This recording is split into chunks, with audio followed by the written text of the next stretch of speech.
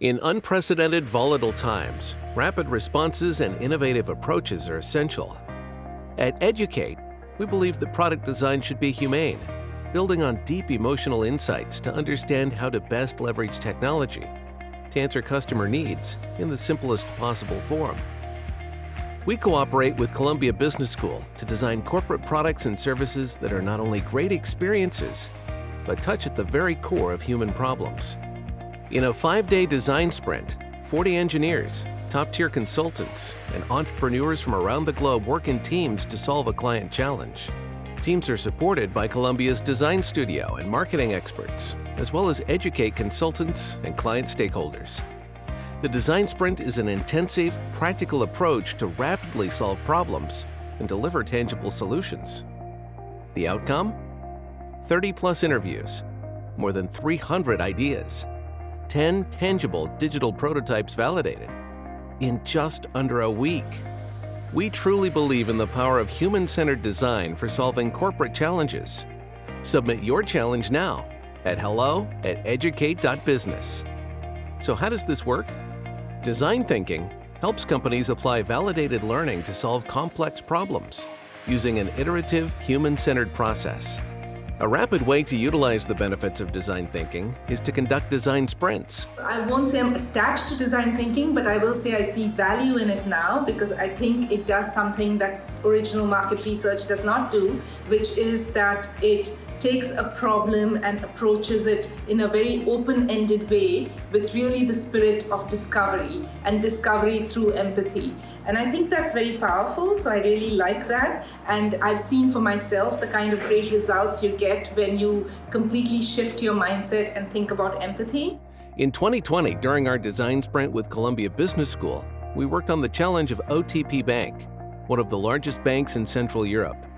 Being an incumbent bank, how might we retain and attract customers in the first job segment against neobanks?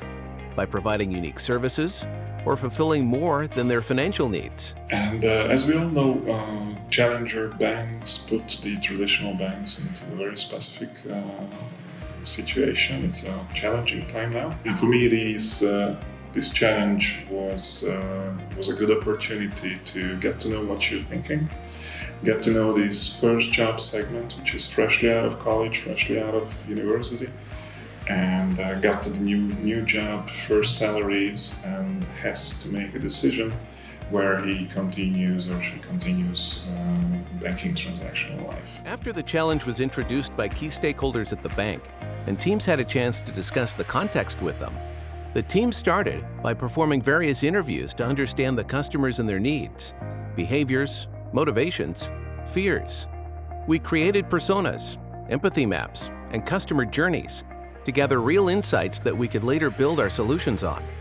After each team shared their unique insights, we jointly reframed the problem, coming up with insights such as customers need but don't want banks, or trust cannot be earned as long as customers feel they're being ripped off by hidden fees and contradictory interests.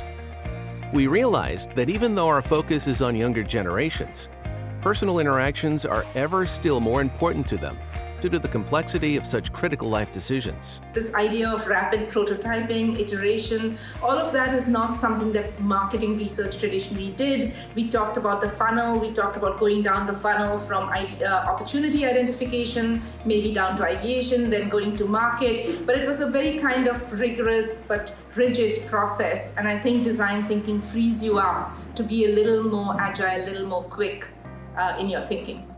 Generating ideas using diverse techniques resulted in hundreds of ideas.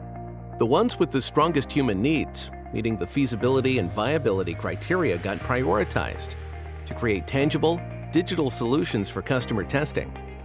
Teams created 10 prototypes and validated them in an iterative way during the last 2 days of the sprint. And finally, presented their solutions to the stakeholders of OTP Bank, who provided feedback and took the most promising ideas already to the implementation phase. To boost execution, the teams with the best ideas remained in touch with the bank to define user stories and backlog items.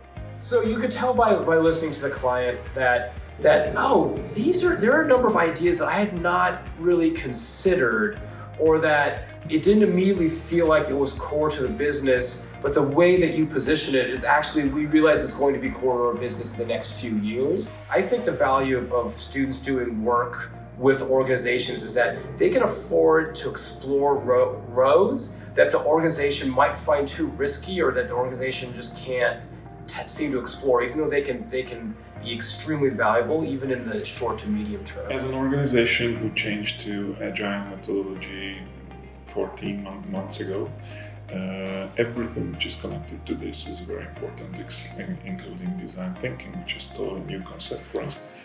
My overall view is that for a very complex program, design thinking is just not the answer, but if we have a very specified, smaller scale problem to refine it to perfection, then design thinking might be the answer. But it will be definitely an important part of our job, and we try to enhance our skills in the future in this field. I think for a course like this, having a real project makes a real difference. So the fact that we were able to partner with an innovation consultancy really helped us to get the flavor of how this works in the real world. The best part about having you all here is not only as coaches, but like you can facilitate this design language that the students are generating and translate that to the client. Not only can you do that, but you set the client up to do that ahead of time. So I've been around a number of challenges where, there's a business that wants to do something with design.